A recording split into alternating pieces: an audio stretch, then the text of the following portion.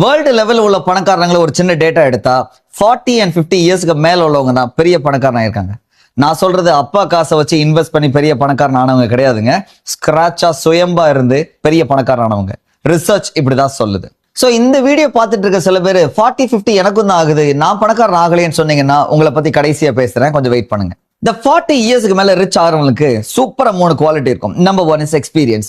15 to 20 வருஷம் experience இந்த டொமைன்ல இருக்கும். சோ டெஃபினட்டா எது ஒர்க் ஆகும் எது ஒர்க் ஆகாதுன்றது ரொம்ப கிளாரிட்டியா கிளியரா தெரியும். Number 2 network. அந்த 20 வருஷத்துல கூட நெட்வொர்க்ஸ் சூப்பரா மெயின்டைன் பண்ணிருப்பாங்க. சோ தட் உங்க பிசினஸ் ஸ்டார்ட் பண்ணும்போது அந்த நெட்வொர்க்ஸை எப்படி யூஸ் பண்ணன்றது கிளியரா தெரியும் உங்களுக்கு.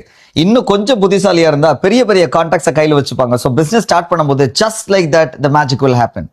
So third is very important, which is investments or capital. அவ்வளவு தூரம் சேவ் பண்ண அமௌண்ட்டை பிசினஸ்ல போட இவங்க ரெடியா இருப்பாங்க, போட்டுருவாங்க.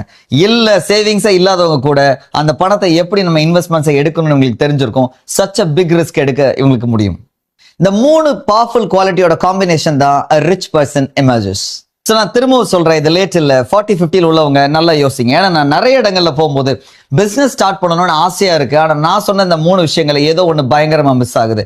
3 இருக்கிறீங்கன்னா வெல்கம் டு தி ஆண்டர்பிரினர்ஷிப். பந்தம் என்ன சொந்தம் என்ன போனா என்ன வந்தா என்ன உறவுக்கெல்லாம் கவலைப்பட்ட ஜென்மம் நான் இல்லை. பாசம் வைக்க நேசம் வைக்க தோழன் உண்டு வாழ வைக்க அவனை தவிர உறவுக்காரன் யாரும் இங்கில்லே.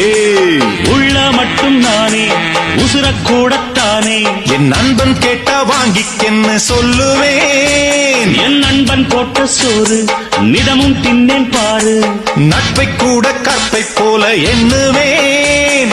சோகம் விட்டு சொர்க்கம் தொட்டு ராகம் இட்டு தாளம் இட்டு பாட்டு பாடும் வானம் பாடி நாம் தான்